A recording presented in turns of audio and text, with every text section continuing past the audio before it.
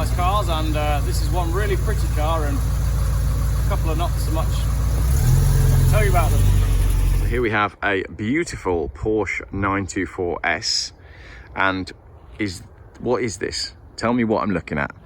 That the badge on the front says M3. Obviously it's an M2.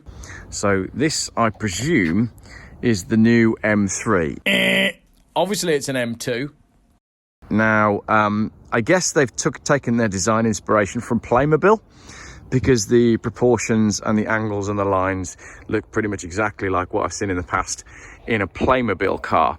Like, you know, when you get Playmobil and it looks like a real car, like it's got the essence of the original real car, but it's not quite the same.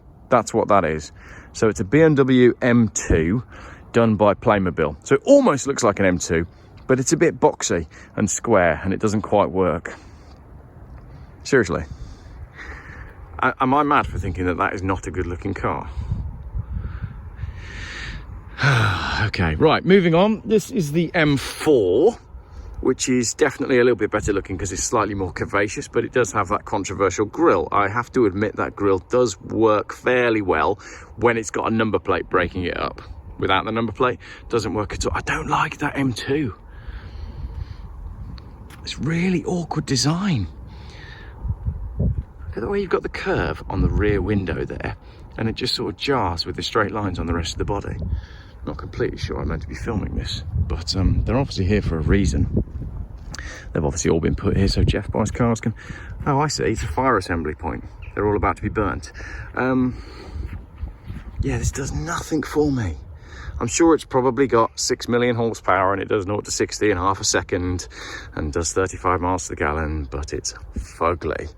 Moving on, there's a red one, red Playmobil car. It's kind of like a Dodge, isn't it? A little bit Dodge Charger-esque, don't you think? I think that's a bit Dodge Charger-esque. And then there's the big one on the end, which is the M5 competition, obviously. But it's got a sort of weird, like, goofy kind of front on it. Are you seeing that? It's kind of goofy. I'd take the M5 if I was forced to. But you know my opinions on these modern cars. They just don't do it for me. And I've been very vocal in my opinions on BMW's design language. The M5 works pretty well. But speaking of pretty, that is a much prettier car, isn't it? Okay, so out of this bunch, we'll take the M5. Not so sure about the Playmobil M2. Works better in red, but still doesn't really work for me all that much. Yeah, what do you think? Should we go and have a look around the back of these cars? It's very, very cold today. These are all just about to be collected because I saw the lorry pulling up ready to take them to wherever they need to go next. God, the rear end of the M2 is even worse.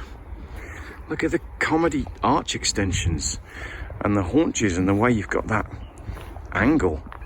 It's like we're going back to the American fins thing. I'm sorry, BMW, I really don't like it. I know you don't care about the opinion of some poxy YouTuber with a couple of thousand subscribers, but I'm sure they'll sell in droves. Again, very strange design. Look at that angle there on that tail light. I'm really not sure. Well, no, I am sure. I'm absolutely sure. It's pig ugly. Very controversial viewpoint, isn't it? It makes the M4 look good, and I never liked the M4. I used to love BMWs, I really did. Before I started obsessing over Volvos, before I had children, I was a dyed-in-the-wool BMW person. I've owned more than 100 E36s. I've owned 5 or 6 E39s. I've owned I don't know how many E46s. But then they just sort of lost the plot. They lost the soul. And that's what I'm about to say in this Porsche video, actually, that I'm just about to make. I think what's happened is cars have just got too powerful. It's just all become pointless. Nobody needs more than 300 horsepower, and it's all gone wild.